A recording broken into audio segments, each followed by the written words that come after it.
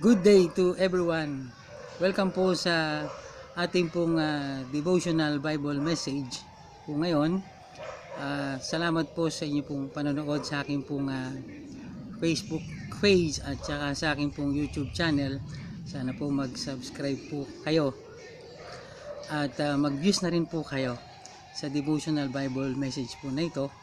Ngayon po ang ating pong pag-aaralan ay nasa Book of Proverbs chapter 24 verse 17 and 18. The Bible says, "Rejoice not when thine enemy falleth, and let not thine heart be glad when he stumbleth, lest the Lord see it, and it displease him, and he turn away his wrath from him." Mga minamahal, ayaw po ng Panginoon na tayo po ay matuwa kapag ang mga tao pong may nagawa sa ating hindi maganda ay atin pong pagtatawanan. At dahil nga po sa kanilang mga nagawang mali po sa atin o mayroon pong nagawang mali sa kapwa, talagang iba po ang Diyos na wag daw po tayo mag-rejoice. Rejoice not when thine enemy falleth. Let thine heart be glad when he stumbleth.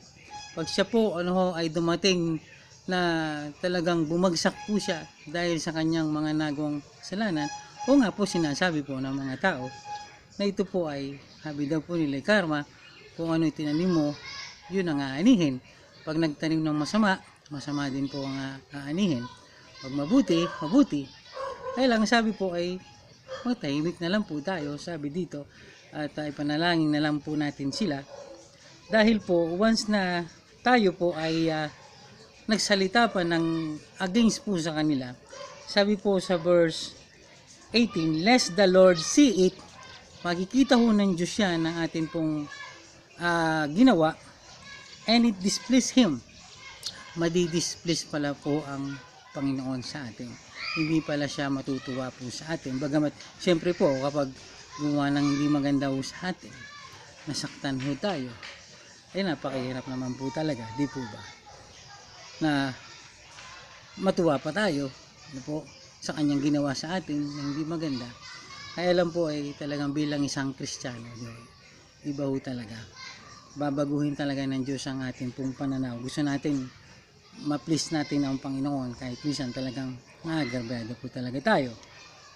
Kaya sabi dito, "And it displeased him, and he turned away his wrath from him." Hindi po magagalit po ang Diyos sa atin. Ayan, napakahirap na po. Pero dahil nga po sa salita po ng Diyos, payo sa atin ng Diyos, wag na tayong gumante, wag na ho tayong matuwa kung sila po bumagsak. Maging simple na lang po tayo, manahimik na lang po tayo, ang Diyos na huwag bahala po sa kanila. At tayo po ay magpatuloy na lang sa ating buhay, sa ating pong paglilingkod sa Diyos.